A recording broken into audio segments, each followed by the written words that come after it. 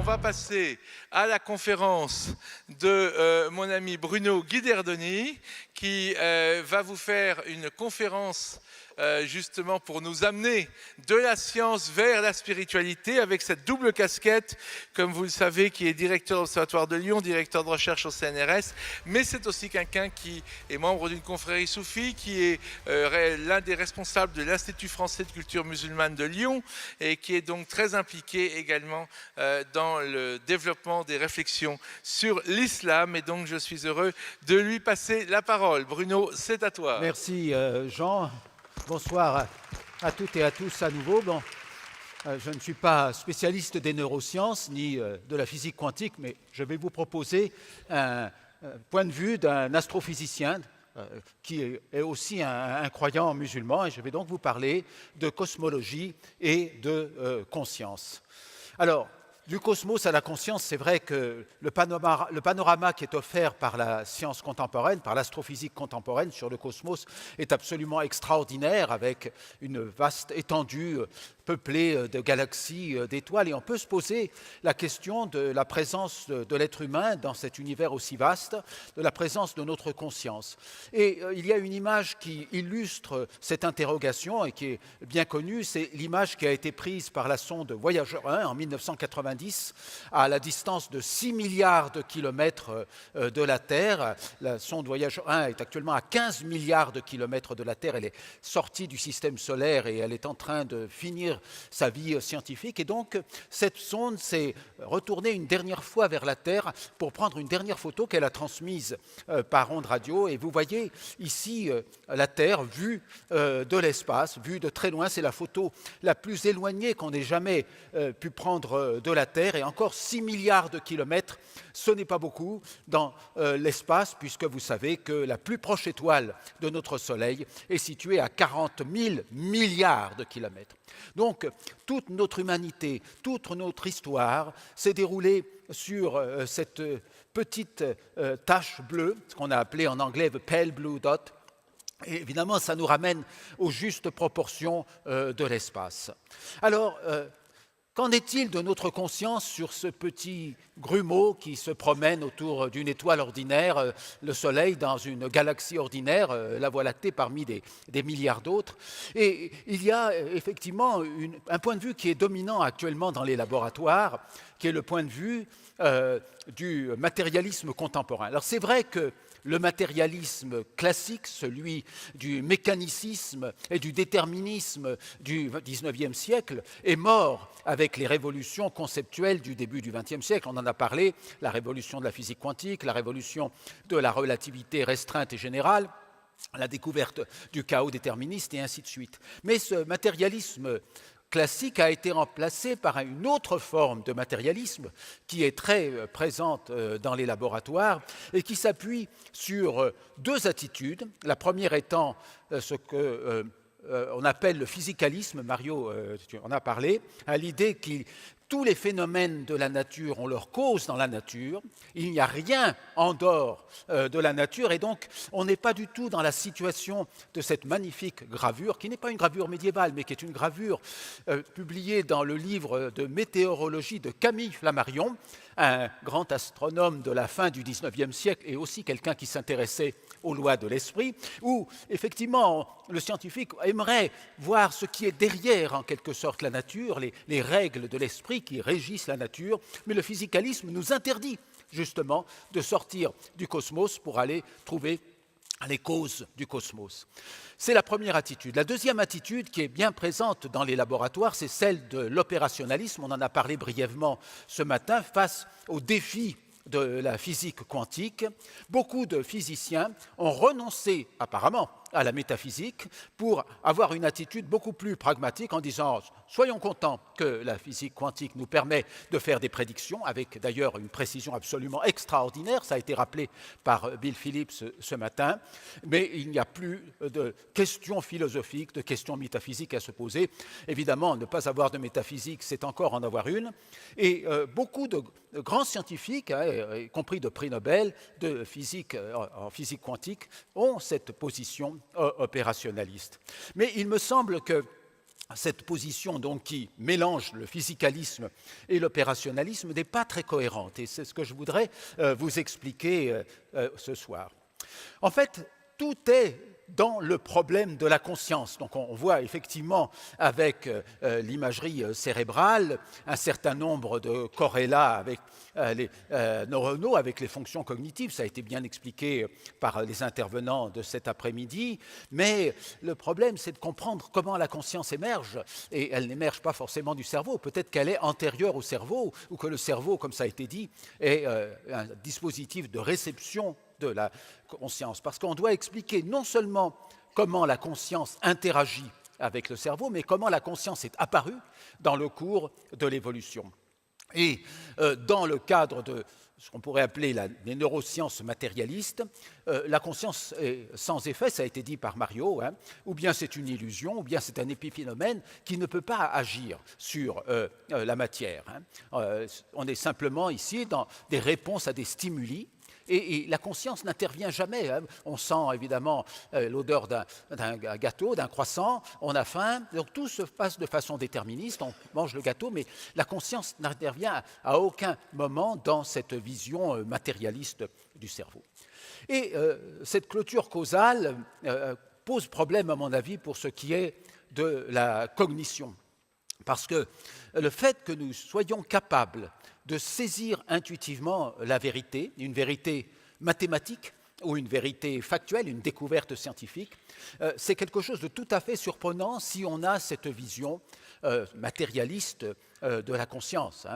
Qu'est-ce que ça fait de saisir le théorème de Gödel, qui est un théorème qui nous montre qu'il y a plus dans la vérité que ce qui est algorithmiquement démontrable? Qu'est-ce que ça fait de saisir qu'on a enfin détecté les ondes gravitationnelles qui étaient prévues par Albert Einstein en 1916 et qui ont été détectées 100 ans après? Et on peut étendre cette question à la notion du bien, à la notion du beau. Qu'est-ce que ça fait de saisir que quelque chose est bien, que quelque chose est beau? Qui connaît cela si le cerveau n'est que le produit des lois de la physique? Alors ces lois de la physique, elles sont extraordinairement belles et complexes et simples à la fois. Je vous montre cet exemple qui est tout à fait frappant. Vous voyez à droite le Lagrangien du modèle standard, c'est-à-dire c'est l'équation qui permet de prédire le comportement de la matière. Toutes ces entités qui se trouvent là sont des champs quantiques qui sont définis avec des relations mathématiques, des symétries. Et c'est cela qui permet de calculer avec une extrême précision le comportement de la matière, en particulier dans les collisions de particules au sein du CERN. Et on peut se poser la question donc de ce pouvoir de l'esprit humain pour décrire les lois. Parce que ces lois de la physique, ce sont celles qui nous ont amenés, conduits là où nous sommes actuellement. Si nous sommes ici et maintenant sur cette terre, à cette époque, c'est que nous sommes les héritiers d'une longue histoire cosmique, géologique et biologique qui a commencé il y a 13,7 ou 13,8 milliards d'années par le Big Bang qui a été suivi d'une période d'inflation cosmique, de refroidissement et de dilution de la matière, de formation des premières galaxies et des premières étoiles, de formation des éléments lourds au sein des étoiles, de formation des planètes, et puis d'apparition de la vie sur Terre et peut-être ailleurs. Et tout cela procède en fait de ces lois de la physique, et on peut se poser la question de l'origine de ces lois. Alors, évidemment, ces lois sont des descriptions humaines, mais elles sont des descriptions de régularité qui existent indépendamment de nous.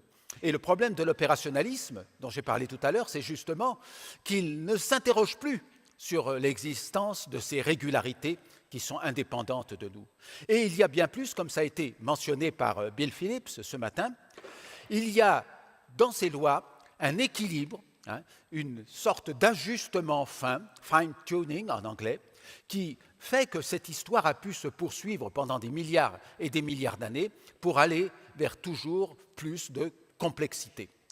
C'est un ensemble de faits absolument incontestables qu'on regroupe parfois sous le titre de principes anthropiques. je préfère l'expression fine-tuning, ajustement fin des constantes. Et évidemment, c'est assez technique, mais cette liste va pouvoir vous donner une petite idée de ce dont il s'agit. Les propriétés de notre univers sont finement réglées par ces constantes. Par exemple, le fait que notre espace soit un espace à 3 dimensions a des conséquences importantes sur la stabilité des orbites planétaires ou des orbitales électroniques. Le fait que l'intensité de la force faible qui régit les liaisons internes des noyaux d'atomes soit à une certaine valeur par rapport à la force de gravitation, a des conséquences importantes sur la formation et sur l'évolution des étoiles. Si cette constante était légèrement différente de quelques pourcents, les étoiles comme le Soleil ne pourraient pas exister, c'est-à-dire qu'on aurait soit des étoiles qui exploseraient presque immédiatement, des sortes de grandes bombes à hydrogène, soit des étoiles qui seraient incapables d'allumer les réactions thermonucléaires et donc de dégager de l'énergie pendant un temps suffisamment long. De même, le rapport de la constante de l'électromagnétisme à celle de la gravité fixe les propriétés des planètes avec des constantes électromagnétiques un peu plus grandes ou la gravité un peu plus faible. Eh bien, les planètes ne peuvent pas exister, les grosses planètes ne peuvent pas exister, donc on pense que la vie se développe sur les planètes. Si au contraire la gravité était plus importante, la vie serait écrasée à la surface des planètes et aucun être animal complexe ne pourrait exister avec une taille suffisante. Alors, un exemple classique de cela, c'est l'existence d'une résonance dans le noyau de carbone qui est juste un résultat de l'équilibre entre les différentes constantes de couplage des interactions et les masses des neutrons et des protons. Et ça permet au carbone d'apparaître au sein des étoiles par la fusion d'un noyau de beryllium et d'un noyau d'hélium. Et si cette résonance, ce niveau d'énergie excité de l'atome de noyau de carbone n'existait pas, le carbone n'aurait pas pu apparaître, il n'y aurait pas de chimie organique, il n'y aurait pas de molécules prébiotiques et il n'y aurait pas de vie dans l'univers puisque toute la vie que nous connaissons est basée sur le carbone et on pense que peut-être le silicium pourrait être aussi responsable de la vie, mais le silicium est beaucoup moins abondant dans l'univers que le carbone. Donc on a besoin du carbone pour faire apparaître la complexité. Le carbone est comme une pièce de Lego qui est très intéressante parce qu'il y a 4 liaisons et donc on peut faire avec le carbone des molécules très compliquées comme celles qui sont nécessaires à la vie, par exemple les acides aminés ou les protéines. Alors d'un point de vue plus spirituel, effectivement, les lois sont la traduction, les lois humaines, les lois que nous décrivons avec notre esprit, sont la traduction humaine de régularités qui sont observées dans le cosmos et qui sont, du point de vue de la théologie musulmane, du kalam, le résultat de la volonté du Créateur, ce qu'on appelle les awa'id, les régularités dans le comportement du Créateur vis-à-vis de la création. Et ces régularités, quand on lit le Coran, sont comme un langage du livre du monde, hein, de même qu'il y a une grammaire du livre de la Révélation, une grammaire arabe qui permet aux lecteurs de comprendre le Coran. Il y a une grammaire de la création qui est justement constituée de ces régularités, qui permet de voir les signes du Créateur dans la nature et de méditer sur ces signes. Et nos lois physiques, ce qu'on peut appeler les qawanin, les lois humaines, celles qui sont conçues par les physiciens, sont la description de ces régularités, de même que, par exemple, la loi de la gravité, enfin la régularité de la gravité a été décrite d'abord par Aristote, puis par Newton, et puis maintenant par Einstein, et peut-être à l'avenir, il y aura une autre description de cette régularité des gravités. Alors, l'intelligibilité du monde, le fait que nous soyons capables de comprendre le monde, de lire le livre du monde, d'y voir les signes du Créateur, d'y méditer sur les phénomènes et sur leur sens, sur leur signification, le tafakkur et le tadabbur, réfléchir sur les phénomènes et méditer sur le sens, ça c'est vraiment ce qui fait notre humanité, c'est notre conscience de cognition. Et l'intelligibilité du monde fait partie du plan divin pour le monde, puisque le Créateur nous a créés avec une partie de son intelligence et de sa sagesse, et c'est son unicité qui garantit la capacité que nous avons à comprendre le monde, puisque l'intelligence que Dieu a mise en nous rencontre l'intelligence qu'il a mise dans le cosmos.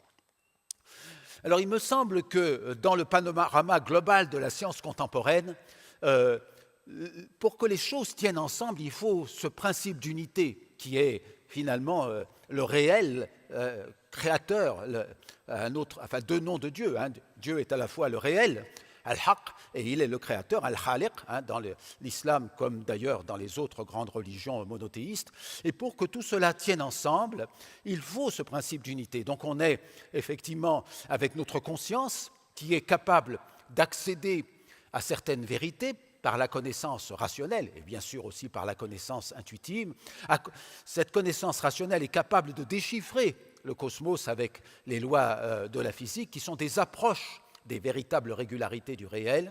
Et ces lois de la physique sont réglées pour produire la complexité au cours de l'évolution cosmique qui est orientée vers l'apparition de la vie, l'évolution biologique et l'apparition de la conscience. Donc la boucle est bouclée, à condition qu'on atteste ce principe d'unité, sinon les choses partent en morceaux, et s'il n'y a pas de conscience, s'il n'y a pas de véritable connaissance, si les lois ne sont que des astuces, le système global de notre vision du monde ne peut pas tenir debout. Alors ce principe d'unité, moi, j'aime à le voir comme ça, vous voyez, cette illustration d'art islamique où il y a le nom Allah qui est au centre, et d'ailleurs il est enchâssé dans le nom Mohammed, alayhi salatu wa salam, le prophète Mohammed comme étant l'homme universel, celui qui est en quelque sorte le prototype de la création, et c'est ça qui fait que tout tient ensemble finalement, que les lois de la physique, l'évolution cosmique, l'évolution biologique, l'apparition de la conscience dans l'évolution biologique et la capacité que la conscience a de connaître le monde et donc les lois de la physique qui sont responsables de la présence de l'humanité sur Terre, c'est ça qui peut tenir ensemble à travers ce principe fondamental de la création.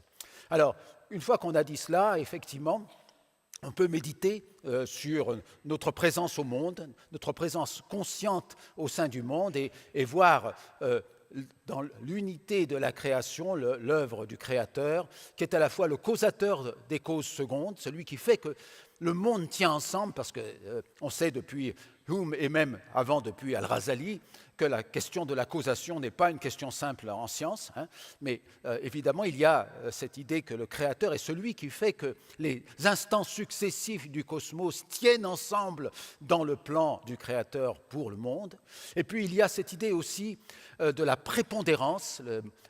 Le Créateur est aussi Al-Murajjih, c'est-à-dire celui qui, parmi l'infini des possibles, choisit certains possibles pour que ces possibles se manifestent à un moment donné. Et enfin, il est celui qui ne cesse de renouveler le cosmos, parce que ce processus des régularités du cosmos est fondamentalement un mystère, et ce mystère vient de la présence du Créateur dans le monde, ou plutôt de la présence de sa miséricorde dans le monde. Et ce n'est pas un défaut de pouvoir, c'est au contraire un surplus d'amour et de miséricorde que le Créateur ne cesse de manifester au sein de sa création.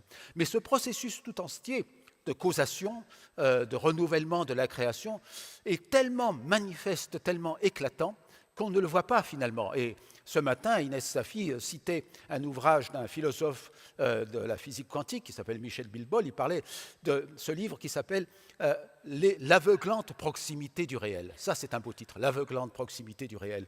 En fait, il y a la même idée qui se trouve dans les Hikam de Ibn Allah al-Iskandari, un grand maître spirituel du Maghreb et d'Égypte, qui dit « Le réel n'est voilé à toi que par l'intensité de sa proximité de toi. Le réel n'est voilé à toi que par l'intensité de sa proximité de toi. » Il s'agit de reconnaître le réel à chaque instant, ce processus de création, à chaque instant à travers les régularités du cosmos. Innamal hajabal haq anka shiddatu qurbihi minka. Voilà. Alors, finalement, le dernier mot, c'est celui de l'amour, de la miséricorde, puisque tout ce processus tient ensemble par l'amour du Créateur. Il y a ce fameux hadith Qudsi qui n'est pas dans les recueils canoniques, mais que les maîtres spirituels de l'islam aiment à citer, le hadith du trésor caché. Dieu dit dans le mystère insondable de son essence, « J'étais un trésor caché, j'ai désiré être connu, alors j'ai créé les créatures pour qu'elles me connaissent. » C'est le le Kanz Makhfi, hein, le trésor caché. Et donc le fin mot de l'histoire, c'est cette effusion extraordinaire d'amour que la mystique musulmane appelle Al-Fayd al-Muqaddas, hein, l'effusion sanctifiée d'amour qui crée le monde à chaque instant, l'incroyable diversité du cosmos que nous pouvons observer et qui est illustrée aussi par l'art islamique, par exemple, dans cet extraordinaire plafond d'une mosquée en Iran, où finalement on voit là une description du processus cosmique de création d'une incroyable diversité dans l'unité du principe. Voilà, je vous remercie toutes et tous pour votre attention. Un grand bravo à Bruno, vraiment un grand bravo pour cette synthèse et surtout vous avez vu justement, nous avons fait, alors voilà, peut-être qu'au fond d'un trou noir, nous comprendrons le fond des choses. Voilà la réaction de Luc. Au fond d'un trou noir, pour la cosmologie, nous comprendrons le fond des choses. Évidemment, nous avons vu ici une synthèse très intéressante puisqu'on est parti de la science, on est allé justement vers la science islamique, vers tout ce que la tradition, tout ce que Bruno nous a dit de la tradition musulmane. Et c'est ce genre de synthèse qui est intéressante justement, où ce n'est pas la science qui va prouver Dieu, etc., mais c'est les deux fenêtres dont parlait exactement Bill Phillips suite à l'expression de Freeman Dyson. Bruno nous a fait une conférence avec les deux fenêtres et maintenant je vais lui laisser continuer la parole pour présenter notre intervenant suivant qui va lui aussi continuer dans cette voie d'aller vers la mystique avant notre table ronde finale. Donc,